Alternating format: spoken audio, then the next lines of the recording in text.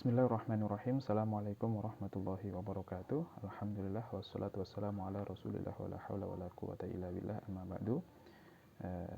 Jamaah yang dirahmati Allah, satu pertanyaan mungkin yang sering menjadi pertanyaan juga di dalam masalah riba adalah bahwasanya kita ketahui bersama kalau suatu hutang piutang kok menimbulkan manfaat, kok menimbulkan benefit, kok menimbulkan profit gitu ya bagi orang yang memberikan pinjaman, maka itu dihukumi sebagai riba sebagaimana disebutkan kullu qardin jarrun naf'an fahuwa wajhun min wujuhir riba. Setiap hutang piutang yang menimbulkan manfaat maka itu termasuk salah satu dari jenis riba. Nah, lantas bagaimana jika ada seseorang yang meminjam kepada kita, berhutang kepada kita, dan kita tidak memberikan syarat atau tidak memberikan kesepakatan kepada dia bahwasanya boleh dipinjami tetapi tolong kembalikan dengan kelebihan. Tidak disyaratkan seperti itu. Hanya saja ketika di akhir beliau memberikan pembayaran atau membayar utang tersebut, ternyata beliau memberikan tambahan. Beliau memberikan tentengan atau oleh-oleh dan seterusnya. Apakah boleh kita terima atau tidak boleh kita terima karena itu termasuk dari perbuatan riba gitu. Sedangkan kita sendiri tidak mensyaratkan, tidak memintanya. Benar-benar inisiatif dia sendiri ketika memberikan bayar hutang, melunasi hutang, itu dia sambil bawa tambahan. Hutang 1 juta, kita tidak memberikan syarat apapun, tidak berkesepakatan untuk menambahi dan seterusnya, tetapi di akhir bulan misalnya dia sedang melunasi hutang kita, ternyata dia membawa 1 juta lebih 100 ribu. Nah, apakah boleh kita terima yang 100 ribu tersebut? Maka untuk menjawab pertanyaan ini, kita perlu mengetahui jenis-jenis atau ragam manfaat di dalam hutang piutang, ragam tambahan di dalam hutang piutang. Apakah setiap tambahan di dalam hutang piutang itu riba atau tidak? Apakah diharamkan atau tidak? Nah, ini perlu kita bedah lebih rinci lagi. Yang pertama, yang harus kita ketahui bahwasanya jenis tambahan di dalam hutang piutang yang diharamkan itu tidak terbatas kepada materi uang saja. Misalnya, kita hutang 100, kita memberikan pinjaman 1 juta. Nah, kalau kita mensyaratkan untuk menambahi, tolong kembalikan 1 juta lebih 100 ribu, berarti ada tambahan berupa uang, itu jelas haram. Yang kedua, juga riba bisa terjadi kepada yang benda, bukan uang. Misalnya, oh boleh silahkan pinjam uang kepada saya 1 juta, tapi tolong berikan gorengan atau belikan kue atau apapun gitu yang sifatnya benda. Itu juga sama saja, itu keuntungan bagi kita meskipun bentuknya bukan uang. Bahkan jasa pun bisa. Misalnya, oke, saya kasih kamu pinjaman 1 juta, tapi tolong sapukan rumah saya atau pelkan rumah saya atau dan sebagainya, atau pijatkan saya dan seterusnya. Itu juga berupa tambahan yang timbul dari hutang piutang. Itu juga bisa masuk dalam kategori riba. Nah, jadi yang pertama, jenis tambahan di dalam hutang adalah dari sisi bentuknya, apakah uang ataukah benda ataukah jasa manfaat. Ketiga-tiganya ini bisa masuk ke dalam kategori riba. Kemudian yang berikutnya adalah dari segi disyaratkan atau tidaknya. Jika tambahan di dalam hutang piutang kok disyaratkan, maka ini ulama sudah sepakat bahwasanya hukumnya adalah riba. Baik kesepakatan itu muncul melalui inisiasi dari pemberi pinjaman atau melalui inisiasi dari sang penerima pinjaman. Misalnya ada orang datang ke kita untuk meminjam.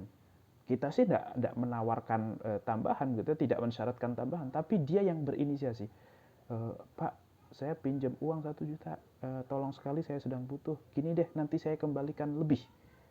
Dan kita mengiyakan, maka sebenarnya kita sudah mensyaratkan juga, atau kita sudah ada kesepakatan. Dan ini sama saja hukumnya. Baik kita yang menawarkan atau pihak orang yang meminjam yang menawarkan, kalau kita terima maka ini sama-sama tidak diperbolehkan. Maka dari awal tidak boleh kita mensyaratkan atau terdapat kesepakatan begitu ya tentang tambahan atas hutang piutang. Tidak boleh sama sekali. Oke, kalau ada tambahan atau disyaratkan tambahan tersebut, maka ulama sepakat haram. Yang berikutnya, yang kedua adalah kalau tidak ada persyaratan atau tidak disepakati di awal. Ya, tadi kan disepakati, maka hukumnya haram. Yang kedua, kalau tidak disepakati, tiba-tiba orang yang meminjam itu tiba-tiba ngasih tambahan kepada kita. Apakah boleh kita menerimanya? Maka ini dibagi menjadi dua juga. Yang pertama adalah pemberian tambahan itu di saat orang tersebut masih belum melunasi hutang. Nah, dilihat dari waktunya. Apakah dia memberikan tambahan kepada kita itu ketika dia masih dalam keadaan berhutang kepada kita, belum melunasi hutang kita, atau ketika pelunasan nanti. Nah, kalau diberikan ketika belum melunas hutangnya, dia masih utang kepada kita, tiba-tiba dia ngasih hadiah kepada kita. Tiba-tiba dia menyapukan halaman kita, mencucikan motor kita atau mobil kita. Nah, ini ulama berbeda pendapat. Ada yang mengatakan hukumnya diharamkan. Kenapa? Karena bagaimanapun dia masih berhutang kepada kita, gitu kan ya. Maka tambahan-tambahan yang timbul dari dia itu sangat dimungkinkan ada kaitannya dengan hutang piutang. Mungkin karena tidak enak lah, atau mungkin karena sebenarnya pengen telat bayar, maka dia baik-baikin kepada kita. Nah, ini madhab Maliki dan Hambali mengatakan hukumnya tetap haram sampai benar-benar bisa dipastikan pemberian itu atau tambahan atau hadiah itu tidak ada kaitannya sama sekali dengan hutang piutang. Sebagaimana di dalam sebuah hadis riwayat Ibnu Majah, Rasulullah Shallallahu Alaihi Wasallam bersabda, jika kalian sedang memberikan pinjaman kepada orang lain, kemudian orang lain tersebut menawarkan hadiah kepada kita atau menawarkan untuk memberi tumpangan kepada kita, maka jangan kalian terima hadiah tersebut, jangan mau untuk menaiki tumpangannya dia, kecuali sudah terjadi kebiasaan sebelumnya. Memang dari sebelumnya kita sudah saling memberi hadiah, kita sudah saling bonceng-membonceng, saling memberikan tumpangan, itu tidak masalah. Kenapa? Karena berarti pemberian hadiah, saling memberikan tumpangan itu tidak ada kaitannya sama sekali dengan hutang piutang. Tetapi kalau aslinya tidak baik-baik banget, dia nggak pernah ngasih apa-apa ke kita sebelumnya, dia juga tidak pernah ngasih tumpangan kepada kita sebelumnya. Nah, setelah dia menjadi orang yang meminjam kepada kita, tiba-tiba dia sangat baik kepada kita, dia tiba-tiba sering memberikan hadiah, dia sering memberikan makanan, dia sering memberikan tumpangan, maka ini kata madhab Maliki dan Hambali harus ditolak, karena itu bisa jadi riba. Sedangkan madhab Syafi'i mengatakan bahwasanya hukumnya diperbolehkan asalkan benar-benar tidak ada ungkapan, tidak ada perkataan, tidak ada akad yang menunjukkan bahwasanya ini ada kaitannya dengan hutang piutangnya. Nah, tetapi kalau tidak ada perkataan itu, maka hukumnya masih boleh-boleh saja karena memang tidak disyaratkan di awal dan tidak ada perkataan yang menyebutkan bahwa ini ada kaitannya dengan hutang piutang. Itu jika tambahan diberikan di tengah-tengah atau di masa dia masih berhutang. Kemudian yang berikutnya adalah bagaimana kalau tambahan itu datang ketika pelunasan hutang. Ya, yang mana kita tidak mensyaratkan, tidak ada kesepakatan di antara kita, tiba-tiba dia ngasih hutang 1 juta, ngasih kembalian 1.100.000. Apakah boleh kita terima atau tidak? Nah, ini ternyata hukumnya malah boleh. Ini jumhur ulama mengatakan diperbolehkan. Kenapa? Karena ada sebuah hadis yang mengatakan bahwasanya Rasulullah Shallallahu Alaihi Wasallam itu pernah berhutang kepada seseorang sahabat. Berhutang 1 ekor unta yang umurnya sekitar 2-3 tahun lah, gitu, masih muda lah begitu. Kemudian setelah berhutang unta, disembelih lah gitu ya, atau mungkin dijual dan seterusnya, selang beberapa waktu orang yang dihutangi oleh Rasulullah ini datang ke Rasulullah untuk menagih. Wahai Rasulullah, dulu engkau pernah berhutang kepada saya 1 ekor unta yang umurnya 2-3 tahun. Nah, kemudian Rasulullah mau membayar hutang. Nah, tolong ambilkan, memerintahkan sahabat yang lain untuk mengambilkan unta di kandang.